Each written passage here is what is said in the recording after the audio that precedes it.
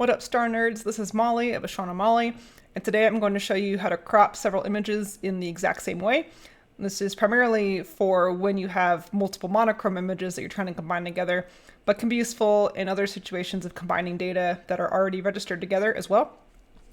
So first here, what I've got is an M51 Whirlpool Galaxy image that is from my remote telescope at Starfront Observatories.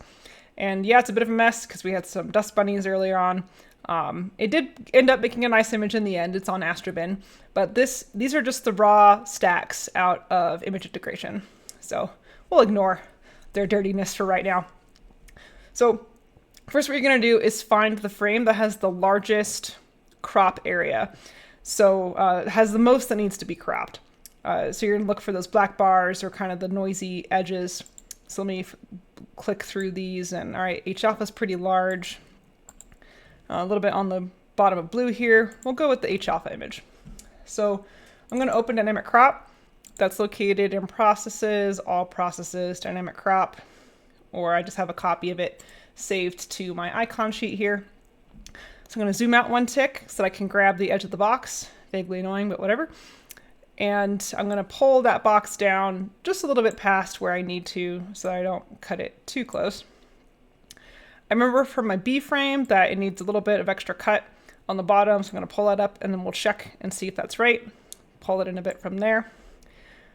Zoom back in so it fills the frame. And we're not going to hit go yet. We're going to check that this crop is going to be right for all the frames that I need to crop the same way. So let's grab our blue frame here. I'm just pulling it right on top of the H alpha frame. These are aligned to each other in image registration, so they should be directly on top of each other. And I'm just clicking and holding the top title bar here, and that makes the top image translucent so you can see what's underneath. And I can see that, yeah, it looks like where I set the dynamic crop box is just above the black bar for the B image, so I won't need adjustment on that. So we can minimize that. Let me check my green here, same thing. That one has smaller edges, so that one's probably good to go.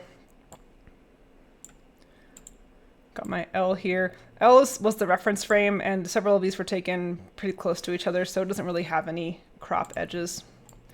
Minimize that. And finally, my red frame, it also has pretty small crop edges. Minimize that. Pull that over here. All right, now we're still not ready to hit the green button yet. If you were to hit it now, and then go take the same process and apply it to all the other ones, the image geometry is no longer the same because the image geometry, the width and the height, update to match the new size of the image that you've just cropped. So it's not going to work properly to cut them the same way on the rest of your frames. So before you hit the go button, you're going to grab the triangle button, new instance, and just pull that onto your PixInsight desktop. You saved a copy of this process with all of the parameters, and now you're going to be able to go apply that to the rest of the images. So we'll go ahead and hit the green check mark here for H alpha. Minimize that. I can go ahead and close the process now because I'm just going to take the process icon and apply it to all my other frames here. So I'm just going to click and drag the process icon onto each image. Just double clicking to open these.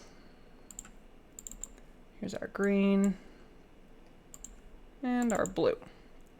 And of course, we've already done H alpha. Now to double check, I'll go ahead and open my H alpha frame here. If you hit this little arrow button down here, it says fit view.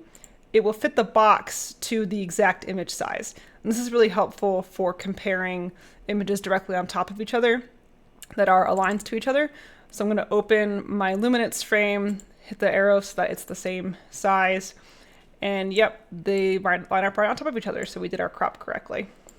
And double check my B frame here, same thing. We don't have any weird edges.